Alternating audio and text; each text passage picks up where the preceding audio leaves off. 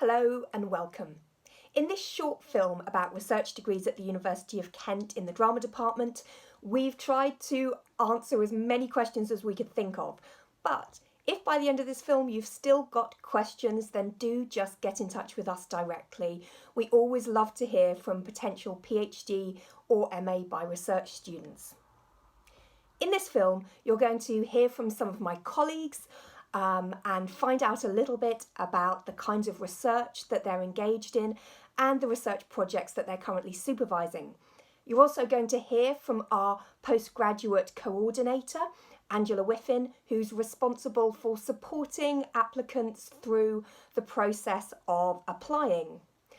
And first of all, you're going to hear from a PhD student.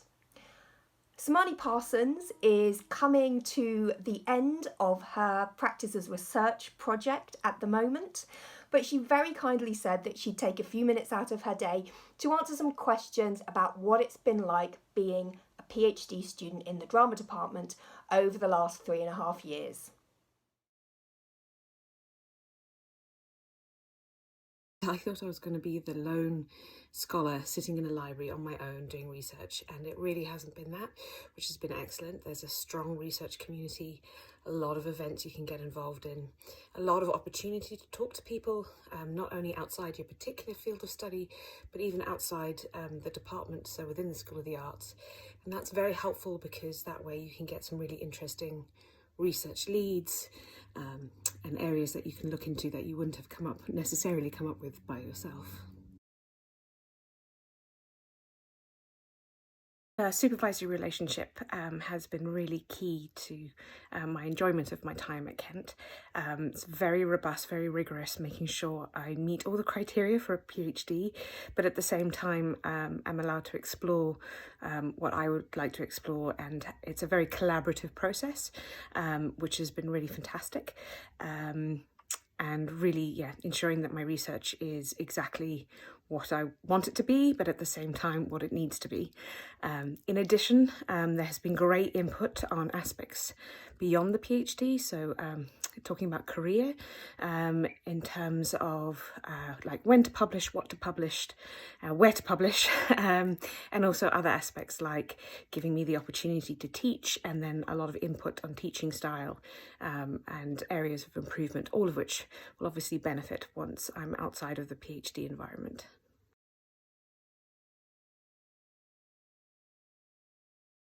Kent has really excellent pastoral support through student services. If you reach out, they're really helpful, and they have a very strong, robust community for help with any mental health problems or any learning issues that might come up.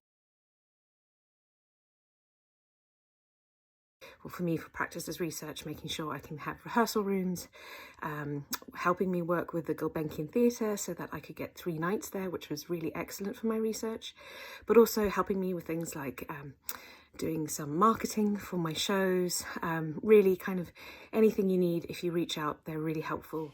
Thank you so much to Samani for taking the time to answer those questions for us. Samani raised some really important points there about the nature of the supervisor-supervisee relationship and about something that's really central to how we supervise PhDs and MA by research students here at Kent, which is that it's not just about the research that you produce, it's not just about the work, but it's also about how we support your career development, how we can support the development of your practice, and also how we can support you through any challenges that you might encounter whilst you're a student with us. And as well as support from your supervisor, you can also get support from our dedicated student support team based in the Jarman building at our Canterbury campus. Obviously, the content of your degree and the way you go about doing your research could vary wildly from someone else doing the same programme. But what won't vary is the quality and the level of support and supervision that you'll get throughout your time at Kent, as Sophie Quirk, my colleague, is now going to tell you. At Kent, you'll have 2 supervisors, one of whom is usually your primary supervisor, who's the specialist in your field, and your main point of contact throughout your degree. You'll have monthly supervisions with your supervisor. These are carried out in person or virtually and are a great opportunity to develop a relationship with your supervisor, to discuss career development and to test your ideas. Beyond your supervisory team, you'll be supported through a regular series of school level reviews to ensure that you are progressing, identify any areas for development and ensure that you are getting appropriate support. You'll also join one of our research groupings and have the opportunity to build a network of peers.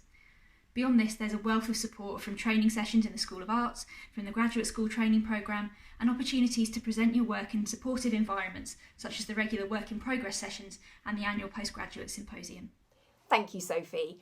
And hopefully that's given you a little bit more of a sense of what it's like doing a PhD or an MA by research here at Kent in the drama department. I'm now going to introduce you to some of my other colleagues who are going to talk a little bit about the kinds of research projects that they're currently supervising in the department. In my teaching, I share supervision with colleagues in psychology, creative writing and linguistics because so many of my students do interdisciplinary PhDs. One is doing a study of autistic writers with shared supervision with creative writing. Another is a performance artist who is herself an autistic advocate, so she brings her lived experience to her research. So one project is about directing and the classics. Another project is about theatre translation and feminism. Another project is about dramaturgy and the body and actor training. And the fourth is about actor training again and the chorus in Greek tragedy. And I love it. It's amazing to have supervisions with them and see how they develop new work all the time. So I really look forward to welcoming new students to us. My particular interest is in physical theatre, physical acting and Polish theatre. Currently I have several students who are researching the work of Jerzy Grotowski. Some of those students are from Poland and others looking at acting techniques more broadly. We have very strong emphasis in the department on European theatre and specialists across the range of European works. That's just a little taster of some of the varied research projects that are currently underway here in the drama department. Some of my colleagues unfortunately couldn't contribute towards this film, but if you'd like to find out more about the kinds of research projects that they're supervising, then please do check out our website. So, you're interested in doing a PhD or an MA by research here at Kent. What do you do next? Over to Sophie. If you're thinking of applying to do a research degree in drama at Kent, the first thing to do is to get in touch with a potential supervisor. We have a range of expertise in our drama department, so the best thing you can do is have a look at our web pages where you can find our research and supervision interests. Then just drop us an email. At this stage, it's also a good idea to contact our postgraduate administrator, Angela Whiffen, and she can put you in touch with potential supervisors, guide you through the applications process and answer any questions you might have. Part of my responsibility is to help applicants to make applications to programmes within the School of Arts. This might be PhD level, Masters by Research or Practices Research.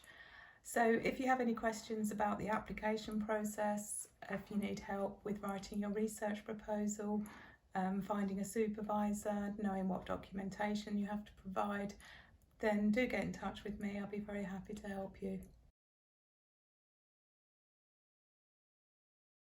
After you make contact with a potential supervisor, you need to start developing your initial proposal, and your potential supervisor can help you with this. There's no standard form for the proposal, but the document should include your main research question and any sub-questions you have, why you think it's important to undertake this research, what scholarly work has been published around the topic or related fields, and you might even identify some gaps or how you will build on existing work. And finally, how you plan to go about the research with an idea of timeframes given to different tasks. It's important to recognise that your research project will change as you undertake it, but having a good plan from the start gives you a strong basis to begin your studies. Before you submit your final application, your potential supervisor will be happy to look at a draft and advise you on any improvements to be made. This is even more important if you'd like to apply for one of our competitive scholarships. And if scholarships are of interest, then Angela can give you more information on what is available, as it can change slightly every year. So here's just a recap of how you go about applying. First of all, decide on your research topic. and then identify a potential research supervisor using our Find a Research Supervisor webpage and get in touch with us. We'd then love to see your research proposal, which should include those key areas that Sophie highlighted for you, and we're happy to look at and give you feedback on drafts of it before you put in your final proposal. And finally, thank you very much for taking the time to watch this film. If you've got any questions at all, please do get in touch with us directly, and we hope to hear from you soon.